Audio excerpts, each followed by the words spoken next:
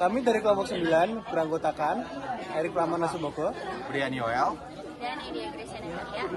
Nah, jadi pada kesempatan ini kami akan membagikan apa saja yang kita dapatkan di kegiatan Tata Busana di Jogja Istimewa. Stay tune. Dua jokis yang saya lakukan yang bertemakan Tata Busana berlokasi di Bangsal Kesatrian, Komplek Keraton, Panembahan, Kecamatan Keraton, Kota Yogyakarta, yaitu pada tanggal Sabtu 30 November 2024 dari jam 8.30 hingga jam 12 siang. Nah, untuk narasumbernya itu di sini kami ada namanya Pak KRT Widyo Pranosworo. Untuk materi yang pertama adalah Subasita Jawa. Subasita Jawa sendiri memiliki 9 macam. Yang pertama mengantuk dan menguap. Yang kedua perilaku jari dan tangan. Yang ketiga buang angin dan buang hajat. Keempat yang keluar dari mulut. Yang kelima marah. Yang keenam bicara. Yang ketujuh menjaga panca indera. Yang kedelapan merokok. Dan yang terakhir yang sembilan adalah makan. Nah, Subasita yang pertama adalah mengenai mengantuk dan menguap. Menurut Subasita Jawa, mengantuk saat hadir dalam pasamuan atau pertemuan disebut saru atau tidak sopan, dan menguap disebut angop dalam bahasa Jawa. Implementasinya saat kita melakukan acara jokis adalah yaitu saat kita mendengar materi dari narasumber, kita memperhatikan dan tidak mengantuk. Nah, untuk Subasita yang kedua yaitu perilaku jari dan tangan. Implementasi yang kita lakukan yaitu tidak memainkan tangan ketika narasumber berbicara dan fokus ke depan. Untuk Subasita yang ketiga yaitu buang angin dan buang hajat. Implementasi yang kita lakukan yaitu sebelum acara dimulai kita terlebih dahulu harus mempersiapkan diri seperti buang air kecil ataupun buang air besar sehingga nantinya tidak mengganggu proses acara. Nah, untuk Subasita yang keempat yaitu yang keluar dari mulut. Dalam tata krama Jawa masih mengizinkan kita mudah atau dikaitkan dengan kebiasaan inang pada masa itu.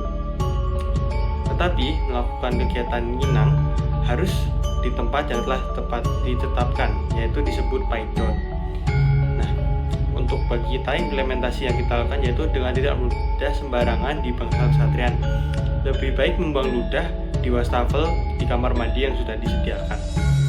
Selanjutnya ada Subasita kelima yaitu marah, di mana kita mengimplementasikan yang kita lakukan yaitu mengendalikan emosi ketika kita bertemu di tempat seseorang seperti di bangsal kesatria.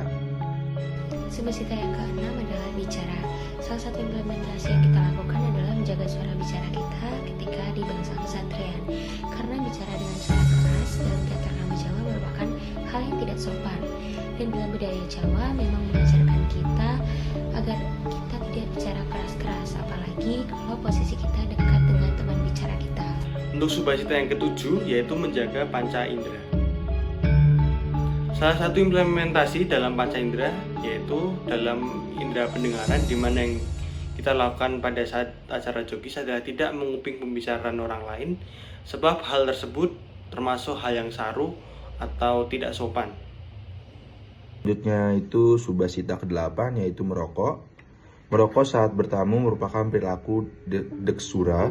Sebagai seorang tamu di bangsal kesatriaan, kita harus berperilaku sopan, menghargai para abdi dalam dengan tidak merokok.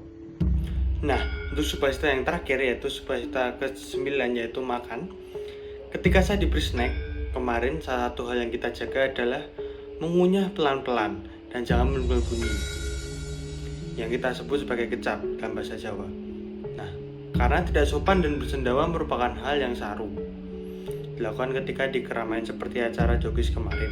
Nah, maka dari itu kita harus bisa menahan diri dan menjaga sikap. Nah, untuk yang berikutnya ada tata busana.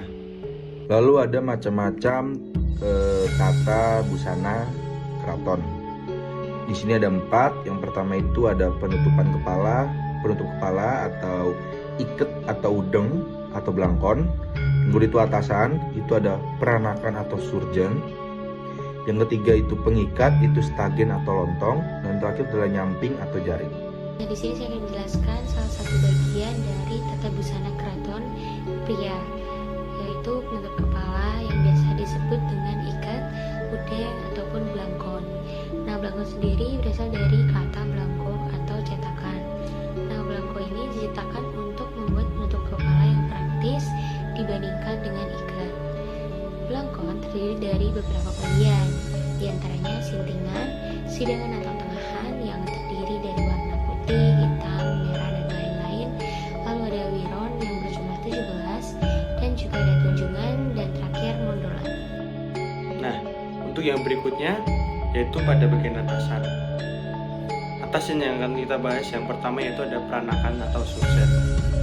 Nah, untuk abdi dalem wajib menggunakan atasan peranakan berwarna biru telupat, terkecuali putra dalem atau putra Sri Sultan ataupun menantu laki-laki dari Sri Sultan. Nama telupat berasal dari motif garis berjumlah 4, 3, 4, 3. Menggunakan peranakan seperti mengenakan kaos, sedangkan surjan seperti kemeja. Nah, untuk atasan yang berikutnya yaitu beskap. Nah, beskap sendiri memiliki warna kancing emas. Beskap Keraton Yogyakarta berwarna hitam. Yang membedakan beskap Keraton Yogyakarta dan Solo yaitu pada bagian kerowokan di belakang, di mana pada kerowokan milik Keraton Yogyakarta lebih tinggi dibanding yang dimiliki oleh Keraton Solo. Selanjutnya itu ada pengikat atau stagen atau lontong dan kamus timang. Kamus timang terdiri dari dua yaitu timang dan leret atau epek. Nah, untuk bagian terakhir dalam tata busana keraton ada nyamping atau jarik. Jenis-jenis jarik ada 4. Yang pertama gagrak Jogja, gagrak Solo, gagrak Pesisiran, dan gagrak Sudagaran. Perbedaan utama pada gagrak Jogja dan gagrak Solo adalah pada warnanya, di mana gagrak Solo berwarna kuning atau coklat, sedangkan gagrak Jogja berwarna terang, dan pada seret gagrak Jogja berwarna putih, sedangkan Solo berwarna kuning. Nah, yang berikutnya yang akan kita bahas adalah lampah atau langkah di Keraton Yogyakarta. Nah, lampah sendiri ada 4, yaitu lampah limrah, lampah dadap, lampah dadak, dan lampah pocong. Untuk lampah limrah sendiri merupakan lampah atau lampah yang biasa. Limrah itu merupakan lumrah dalam bahasa Indonesia. Nah, lampah tersebut merupakan lampah yang biasa dilakukan oleh para abdi dalem. Yang kedua adalah lampah dadap. Dilakukan dalam posisi menunduk, berguna ketika ada orang yang sedang duduk di depan. Menggunakan lampah dadap sambil menatap orang yang di depan dan mengucapkan nuwun sewu, yang artinya adalah permisi. Nah, untuk yang ketiga ada lampah dada. Lampah dada sendiri adalah posisi yang memberikan hormat secara tegak lurus seperti ini. Yang terakhir ada lampah pocong. Nah, lampah pocong sendiri berfungsi ketika duduk lesehan agar tidak melebihi kepala. Sekian kegiatan yang dapat kami pelajari dari kegiatan logis kemarin.